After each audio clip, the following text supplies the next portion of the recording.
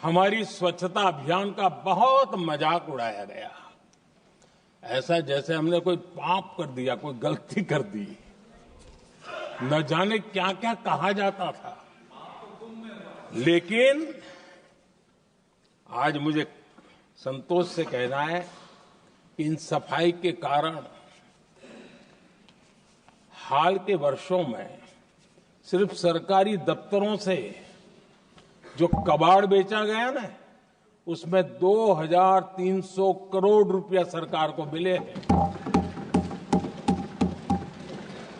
Mahatma Gandhi trusteeship के सिद्धांत की बात करते थे। वो कहते थे कि हम ट्रस्टी हैं, ये संपत्ति जनता जनार्दन की है और इसलिए हम पाई पाई को एक ट्रस्टीशिप के सिद्धांत के आधार पर बचाने की और सही जगह पर उपयोग करने का प्रयास करते हैं। और तब जाकर के स्वच्छता अभियान से कबाड़ बेचकर 2300 करोड़ रुपया देश की सरकार के खजाने में आ रहा है।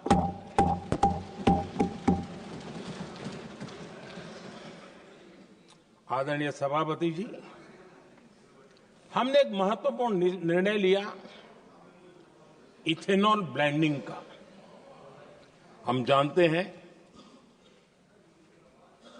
हम एनर्जी इंडिपेंडेंट नहीं है, हमें बाहर से लाना पड़ता है। जब इथेनॉल ब्लेंडिंग किया और हमारे पेट्रोल डीजल की आय कम हुई, उस एक निर्णय से 1 लाख करोड़ रुपए का फर्क पड़ा है। और ये पैसे करीब करीब 1 लाख करोड़ रुपया किसानों की जेब में गया है। आदरणीय सभापति जी, मैं बचत की तो बात कर रहा हूं, लेकिन पहले अखबारों की हेडलाइन हुआ करती थी, इतने लाख के घोटाले, इतने लाख के घोटाले, इतने लाख के घोटाले। 10 साल हो गए, ये घोटाले न कर करके, घोटाले न होने से भी देश के लाखों करोड़ रुपए बचे हैं, जो जनता जनार्दन की सेवा में लगे हैं। आदरणीय सभापति जी, हमने ये जो अलग अलग कदम उठाए, उससे लाखों करोड़ रुपए की बचत हुई, लेकिन उन पैसों का उपयोग हमने शीश महल बनाने के लिए नहीं किया।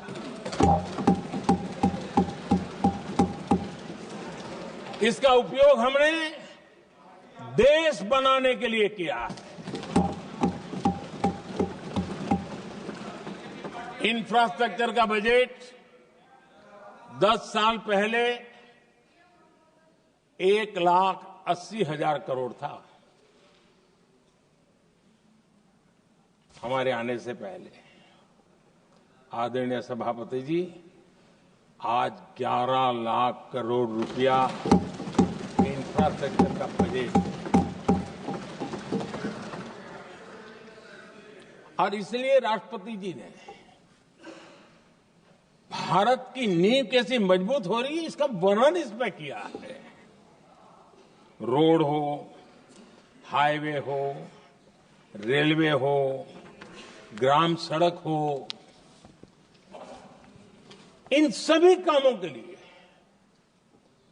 विकास की एक मजबूत नींव रखी गई है। आदरणीय सभापति जी, सरकारी खजाने में बचत हुई वो तो एक बात है, और वो करना भी चाहिए, जैसा मैंने ट्रस्टीशिप की बात कही।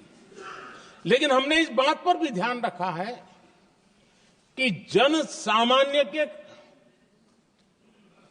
उनको भी बचत का लाभ मिलना चाहिए। योजनाएं ऐसी हो ताकि जनता को भी बचत हो।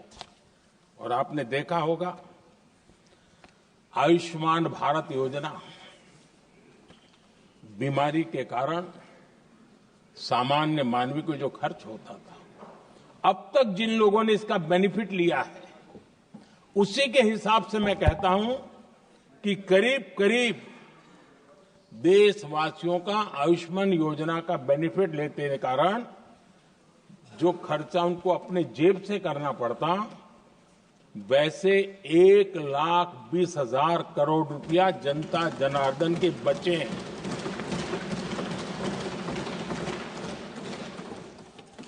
ये आवश्यक है कि अब जैसे जन औषधि केंद्र, आज मध्यम वर्ग के परिवार में 60-70 साल उम्र के परिवार के स्वजन हो तो स्वाभाविक है कोई न कोई बीमारी आ ही जाती है, दवाई का खर्चा भी होता है, दवाएं महंगी भी होती है। हमने जब से जन औषधि केंद्र खोले हैं जिसमें 80% डिस्काउंट होता है और उसके कारण जिन परिवारों ने इन जन औषधि केंद्रों से दवाइयां ली हैं उनके करीब करीब 30,000 करोड़ रुपए दवाई को खर्चा बचा।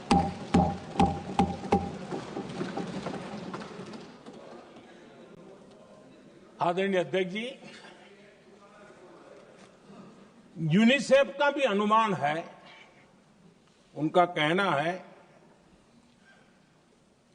कि जिसके घर में स्वच्छता और टॉयलेट बना, उन्होंने इसका बड़ा सर्वे किया था, उस परिवार को करीब करीब साल भर में 70,000 रुपए की बचत हुई है। स्वच्छता अभियान कहो, टॉयलेट बनाने का काम कहो, शुद्ध जल पहुंचाने का काम करो, कितना बड़ा फायदा हमारे सामान्य परिवार को हो रहा है। आदरणीय अध्यक्ष जी, नल से जल, मैंने प्रारंभ में उसका उल्लेख किया। WHO की एक रिपोर्ट आई है। WHO का कहना है कि नल से जल शुद्ध पानी मिलने के कारण उन परिवारों में जो अन्य बीमारियों के खर्चे होते थे, औसत 40,000 रुपया परिवार का बचा है।